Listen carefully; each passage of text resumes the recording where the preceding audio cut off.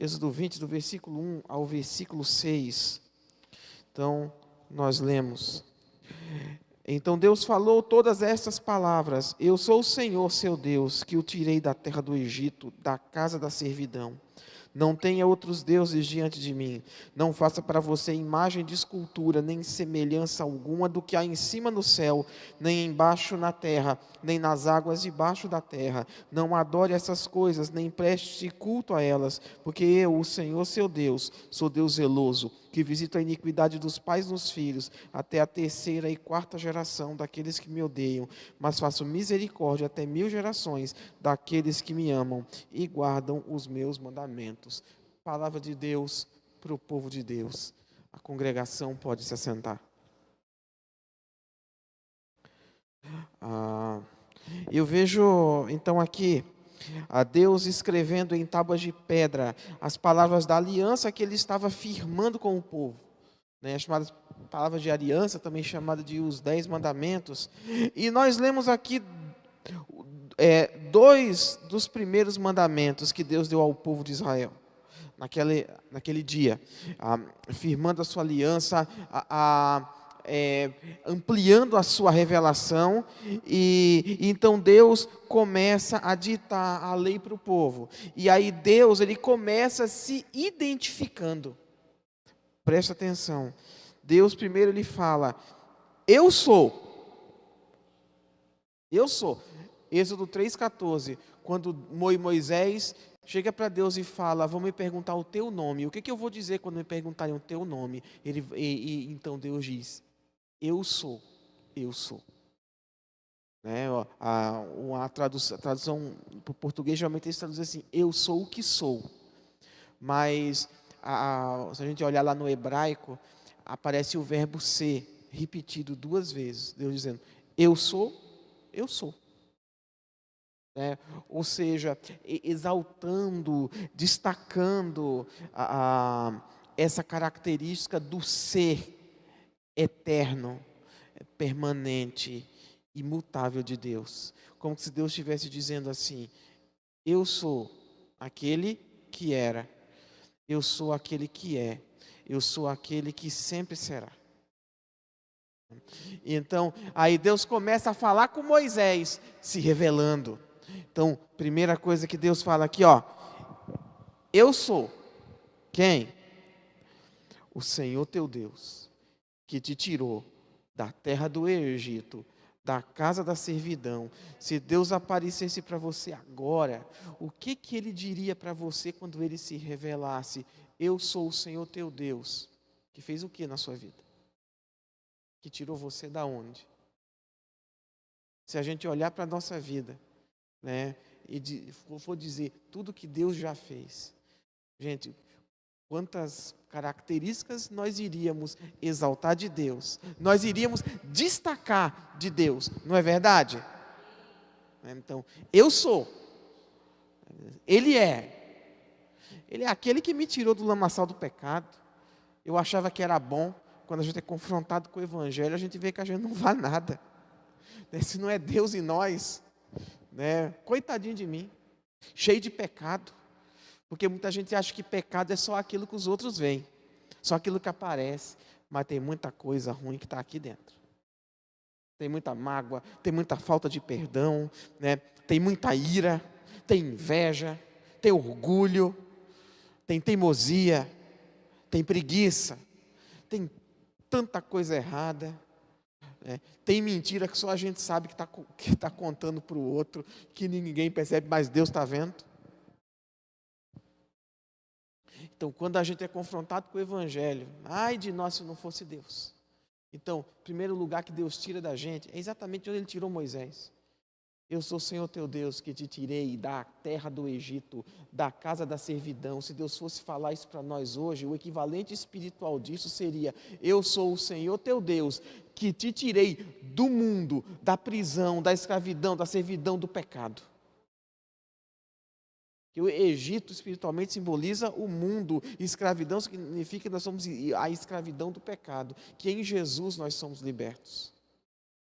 Então essa é a primeira, grande e tremenda revelação de Deus, aquele que nos traz libertação, aquele que nos traz salvação, aquele que muda a nossa realidade. É isso que Deus está dizendo para Moisés: eu sou o Senhor teu Deus, que mudei, que transformei a tua realidade. Então, eu quero começar falando dessas 3 coisas aqui que Deus fala. Eu sou. Em seguida, ele reivindica lealdade exclusiva. Ele fala, eu sou. Segundo, ele fala, não terás. E depois ele fala, não farás. Não terás outros deuses diante de mim.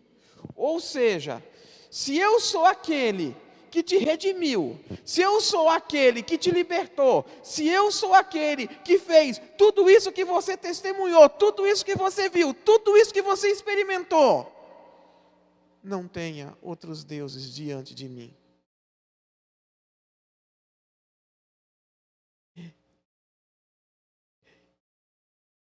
Com isso, Deus está proibindo toda e qualquer invenção humana que venha afetar a sua identidade ou a nossa lealdade exclusiva para com Ele. Ele está reivindicando exclusividade. E aí é onde ele diz, não farás. Não farás para ti nada que seja para ser adorado em meu lugar. Não faça nenhum objeto para ser adorado. Não faça nada para receber aquilo que só eu devo receber. Aquilo que só eu posso receber. Não faça, não construa nada para ser colocado no meu lugar. Porque muita gente acha que idolatria é somente você pegar uma imagem de um outro Deus, ou uma imagem de alguma pessoa, ou de algum animal, ou de qualquer coisa, e ficar ali construindo uma liturgia em volta, um culto organizado, para prestar ali uma cerimônia de culto para aquilo. Bem, isso também pode ser. Isso é a maneira mais clara do que a Bíblia classifica como idolatria, você prestar então um culto, uma adoração, uma cerimônia religiosa para uma imagem, um objeto, um Deus que não é o Deus que se revelou aqui, é isso que a Bíblia diz, né? Mas a essência vai muito além. É tudo aquilo que você pode construir para colocar no lugar de Deus. São projetos, são instrumentos, são meios, são conhecimentos, são recursos, tudo aquilo que você pegar para dedicar aquilo que você deve dedicar somente a Deus, você está fazendo para si algo, construindo algo para se tornar um ídolo, um objeto de culto, de adoração. Está tendo um outro Deus estamos tendo um outro Deus diante de nós.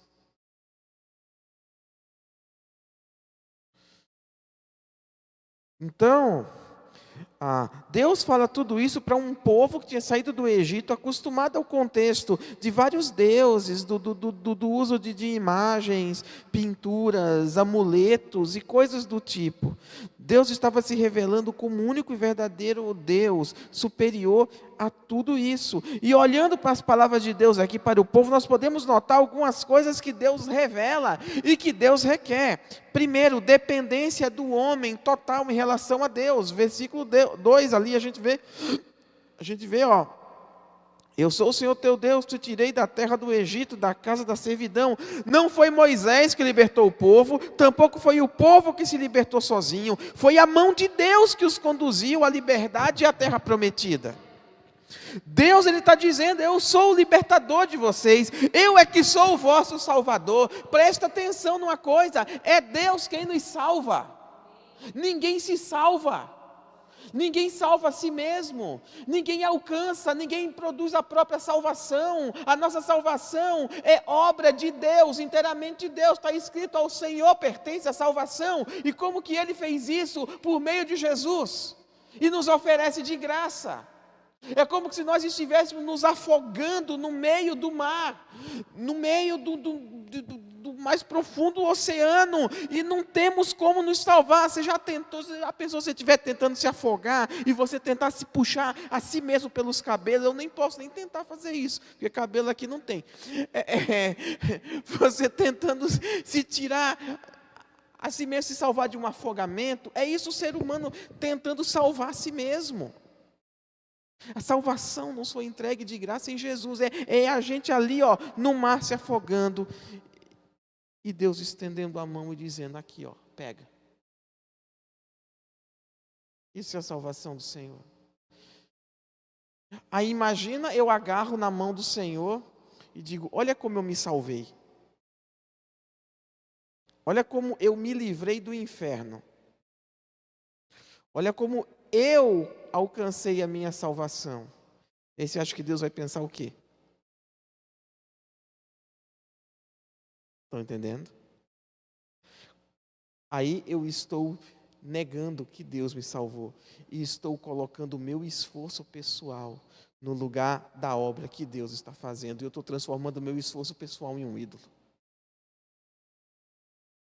Daquilo que eu coloco no lugar do Pai, no lugar do Filho, no lugar do Espírito Santo, eu estou transformando em ídolo.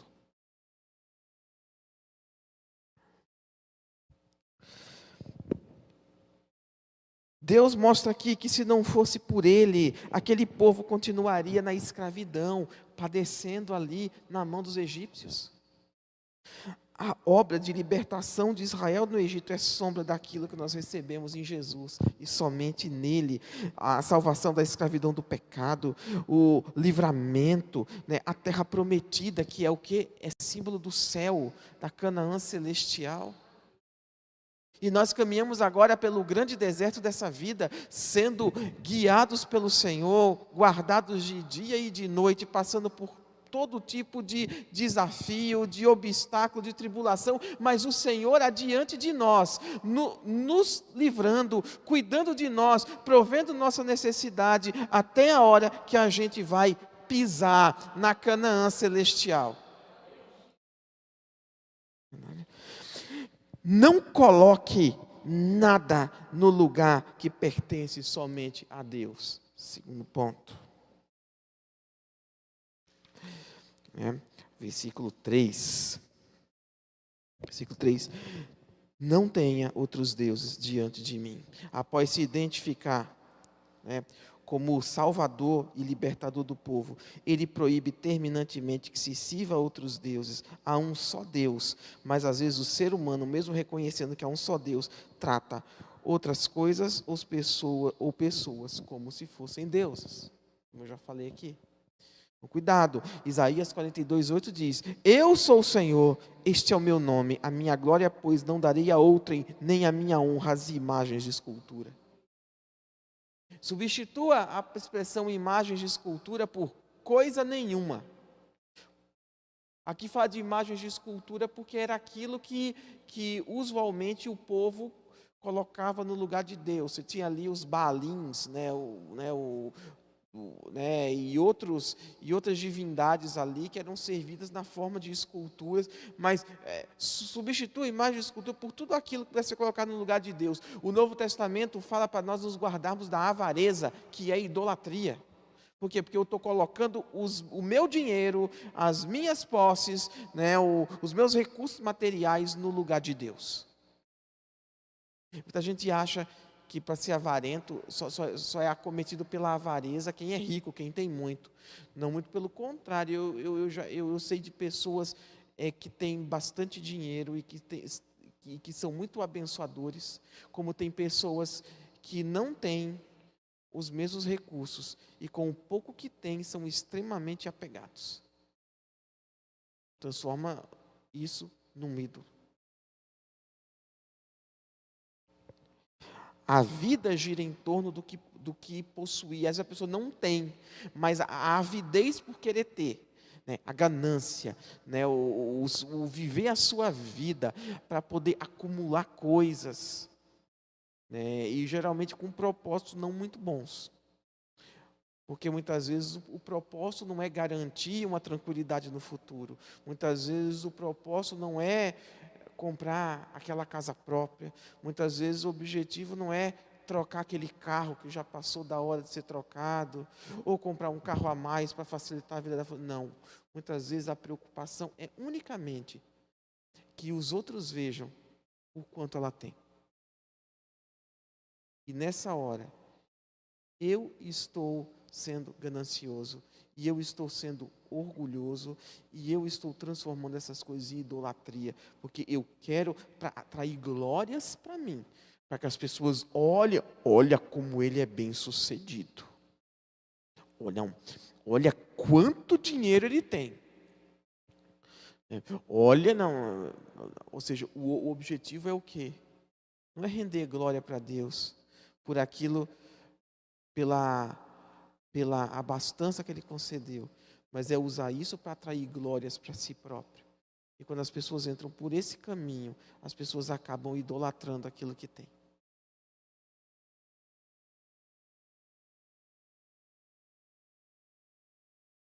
Eu já contei outro dia aqui do roubo que aconteceu na minha casa. Né? Levaram o objeto que para mim era, eu acho, o que eu mais dava valor em casa, que era a minha televisão. Mas também levaram o objeto, a único eletrodoméstico que estava com defeito na casa. Né? E aí eu parei para ver, quer saber de uma coisa? Pensei assim, eu fiquei muito chateado. Fiquei chateado aquela noite, o resto do dia eu fiquei chateado. Quando a minha esposa falou para mim, amor, estou um pouco me lixando para essa televisão. Aí eu já comecei a ficar em paz.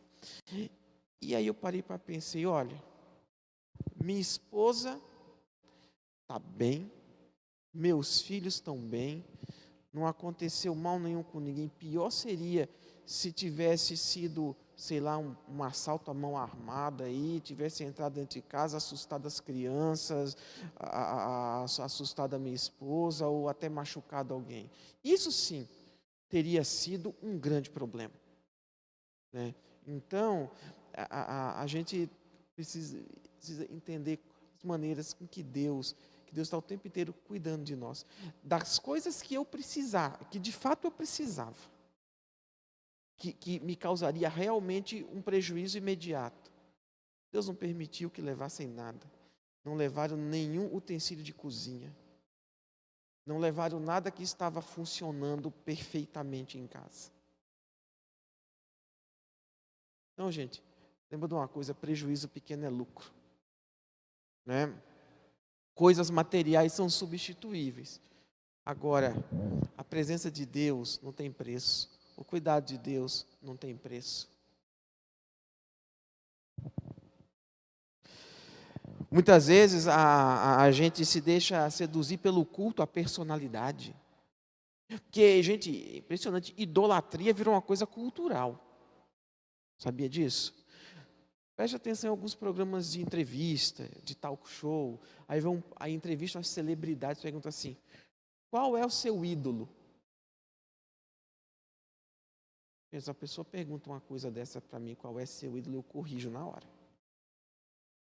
Não gosto dessa expressão. A pessoa pergunta qual é seu ídolo, eu já respondo assim, você quer saber se tem alguém que eu admiro? Tem pessoas que eu admiro. Agora, ídolo, eu espero não ter, porque isso é pecado. Deus não divide a glória dele com ninguém. Ou seja, é uma coisa cultural. Já virou cultural. Qual é seu ídolo? As pessoas não param para refletir no que estão dizendo. A mesma coisa, eu adoro tal coisa. Às vezes a gente fala isso, mas não deveria dizer.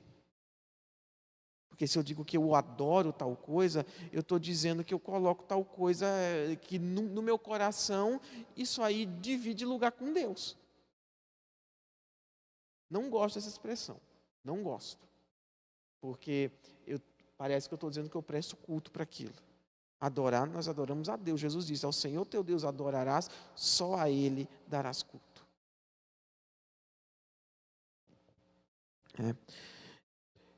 Ciência, tem muita gente que coloca a ciência está acima de todas as coisas. Cadê o poder da ciência para parar essa praga, essa peste? tá? Que a gente está vivendo, porque hoje dá um nome bonito, pandemia, é o que na Idade Média chamavam de praga, de peste, né? Você lê lá, a peste negra, né? Que era a peste bubônica, e uma série de outras coisas aí, pandemias que a humanidade passou. A ciência aí está aí há 2 anos tentando conter esse negócio. A hora que Deus quiser parar com tudo isso, Ele dá um estalo de dedo e acaba. Cadê os poderes da ciência humana? Não nego o avanço científico, está tendo um esforço e com a bênção de Deus, a coisa está passando. Mas eu falo para você, nos primeiros meses, a ciência humana foi desafiada. E se viu impotente diante de um vírus se alastrando. Uma peste moderna. Ah, pastor, você acha que foi Deus que mandou isso? Não, eu não estou dizendo isso. Não estou dizendo que foi Deus que mandou. O que eu estou dizendo aqui é que foi uma coisa que se levantou e que a humanidade se viu com sérias dificuldades com os recursos disponíveis a combater com eficiência. Estamos conseguindo, com a graça de Deus. Vamos vencer, no poder de Deus. Amém? Já temos várias vacinas aí, mas eu estou dando um exemplo para você aí.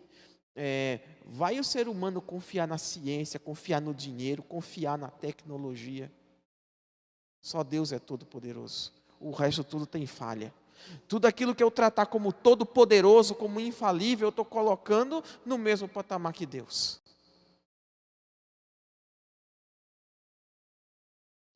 E não existe atalho para o céu, o único caminho é Jesus. Se eu colocar algo no lugar de Jesus, algum jeitinho, eu estou colocando algo no lugar de Deus. E o terceiro ponto, não distorça a imagem de Deus. Versículo 4 e versículo 5.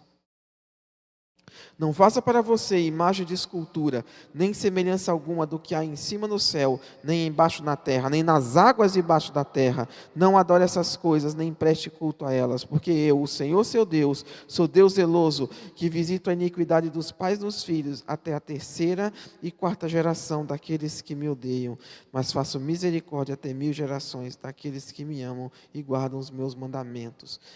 E só uma coisa, tá? Jesus disse, não tentarás o Senhor teu Deus. Eu espero não ouvir da boca de nenhum crente que não vai tomar vacina dizendo, Deus me guarda. Para com isso. A vacina é bênção de Deus, né? Tem um pessoal aí que eu não sei o que tem na cabeça, que ficam falando umas coisas aí sem sentido. Meu irmão, minha irmã, vacine-se. Se cuide. Use máscara.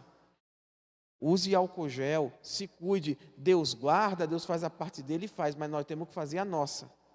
Tá? Porque muita gente às vezes pega, é verdade, Deus é que pode tudo, então eu não vou fazer nada. Para com isso. O mesmo Jesus disse ao Senhor teu Deus adorarás, só a Ele servirás, também disse, não tentarás o Senhor teu Deus. Por quê? Porque o diabo levou ele no pináculo do templo e disse, se tu és filho de Deus, pula daqui, porque está escrito. A seus anjos darás ordem ao teu respeito. Para com isso, irmão. Esse negócio, não vou usar máscara porque Deus me guarda, não vou. Para com isso. Não tem ninguém blindado, não. Deus livra, mas Ele espera que nós façamos a nossa parte. Máscara, álcool, evitar aglomerações, tomar vacina assim que possível. Amém? Não distorça a imagem de Deus. A Bíblia diz que nós somos feitos à imagem e semelhança de Deus, mas muita gente quer fazer o contrário, quer fazer um Deus à sua própria imagem. Gente, Deus é do jeito que Ele se revela. Deus é do jeito que está revelado aqui. Né? É exatamente isso que consiste a fabricação de ídolos.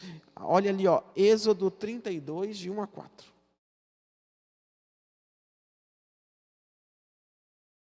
Olha que coisa interessante.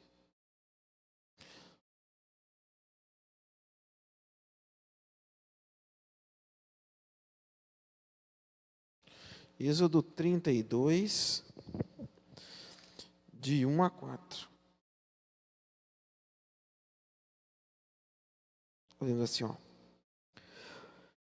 O povo viu que Moisés demorava para descer do monte. Então reuniu-se em volta de Arão e lhe disse: Levante-se, faça para nós deuses que vão adiante de nós.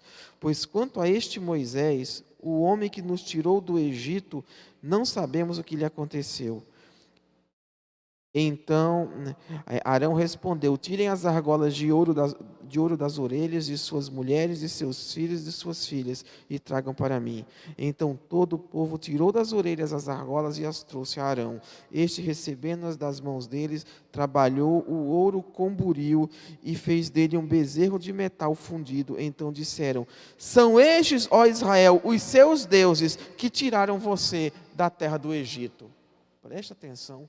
Enquanto Deus estava lá no monte dizendo para Moisés: Eu sou o Senhor seu Deus que te tirei da terra do Egito, os homens estavam fazendo um bezerro de ouro dizendo: Esses são os seus deuses que te tiraram da terra do Egito. É exatamente esse o princípio da idolatria. Acreditar a qualquer outra coisa aquilo que deve ser acreditado somente a Deus. E estava ali, um Deus feito segundo a imaginação humana. Cuidado, receba a revelação de Deus conforme está na Escritura. Não tente mudar, tentar encaixar Deus no seu padrão. Não distorça a imagem de Deus. Não abrace outros evangelhos. Muitas vezes a gente abraça outros evangelhos. Você tem por aí uma série de visões equivocadas. A gente tem visto por aí algo que eu considero outro evangelho, que as pessoas têm pregado uma visão de graça de Deus totalmente estranha à Escritura. Uma graça onde você pode viver a vida que você quiser, do jeito que você quiser, porque Jesus já pagou seu pecado na cruz, você não precisa sequer pedir perdão a Deus mais, porque já está tudo resolvido, já está tudo perdoado. Tem gente pregando isso. Cuidado com isso. O sacrifício de Jesus na cruz não é licença para o pecado. Não é desculpa para a gente viver uma vida pecado à vontade. Muito pelo contrário. É a misericórdia de Deus possibilitando que eu receba o perdão e que eu emende a minha vida. E não, tá bom, já que Jesus pagou meu pecado na cruz, eu vou viver à vontade do jeito que eu quiser, porque eu já estou totalmente perdoado. Não tenho que me preocupar, não tenho que ficar pedindo perdão, me preocupando com o pecado, não. Cuidado, meu irmão. Isso é um exemplo de outro evangelho. Cuidado. Nós ficamos com o evangelho da Bíblia. Crê no Senhor Jesus e será salvo. E esse evangelho que traz para nós transformação de vida. Que nos apresenta o Jesus que é Salvador e Senhor. Salvador porque nos livra dos nossos pecados. E Senhor porque nos diz como nós devemos viver. Depois que nós passamos a pertencer a Ele. Não é por obras para que ninguém se glorie. Também a ideia de que eu vou conquistar minha salvação tentando ser um bom crente, tentando viver uma vida bonitinha, certinha, e que vou merecer a salvação, é outro evangelho totalmente diferente da Bíblia. Porque aí eu estou colocando eu mesmo, como eu já falei aqui, como meu próprio Salvador. São dois extremos. Ou a salvação sem obra nenhuma, vivendo do jeito que quiser, ou uma salvação confiando nas próprias obras, em boas obras. São dois equívocos. Nós somos salvos para as boas obras. É isso que está escrito lá em Efésios capítulo 2.